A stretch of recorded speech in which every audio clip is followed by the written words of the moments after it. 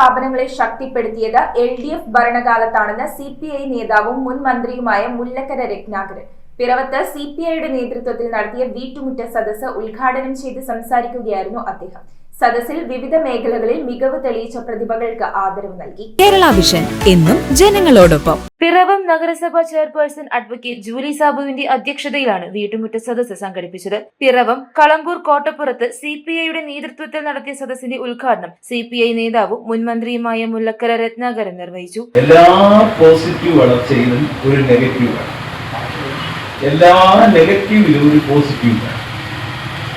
അപ്പൊ അതുകൊണ്ട് ഈ പോസിറ്റീവ് പ്രശ്നങ്ങൾ ഉണ്ടാവുമ്പം കടന്നു വരാനിടയുള്ള നെഗറ്റീവ് പ്രശ്നങ്ങൾ മുമ്പിൽ കണ്ടുവേണം ആ വളർച്ച ഉണ്ടാവാൻ. സംസ്ഥാനത്ത് തദ്ദേശ സ്വയംഭരണ സ്ഥാപനങ്ങളെ ശക്തിപ്പെടുത്തിയത് LDF ഭരണകാലത്താണെന്ന് അദ്ദേഹം ഉദ്ഘാടന പ്രസംഗത്തിൽ പറഞ്ഞു. മുതിർന്ന പാർട്ടി പ്രവർത്തകർ, പരീക്ഷകളിൽ ഉന്നത വിജയം നേടിയ വിദ്യാർത്ഥികൾ തുടങ്ങി വിവിധ മേഖലകളിൽ കഴിവ് തെളിയിച്ചവർക്ക് സദസ്സിൽ ആദരവ് നൽകി. CPI സംസ്ഥാന കൌൺസിൽ അംഗം അഡ്വക്കേറ്റ് KN സുഗതൻ, AITUC ജില്ലാ സെക്രട്ടറി KN ഗോപി, മണ്ഡലം secretary advocate Jinson V Paul, advocate Bimal Chandran, CN Sadamani, KC Thankachan, Ananthu Venugopal, doctor Sanjini Pratheesh, Saji Abraham, Binesh KP എന്നിവർ ആശംസകൾ അർപ്പിച്ച് സംസാരിച്ചു.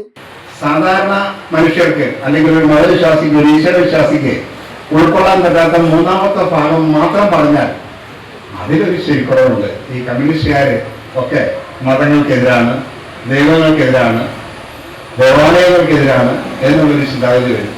ഒരിക്കലും അല്ല കേട്ടോ.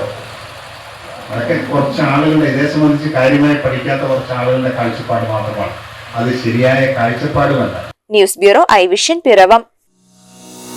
Join the 23rd edition of South India's largest exhibition for broadcast, digital TV, broadband and innovative smart solutions on November 6, 7, 8, 2025 at Rajiv Gandhi Inter Stadium, Kadavantara, Kochi, Kerala. Product presentations, technical classes, broadcast meet and many more exciting sessions.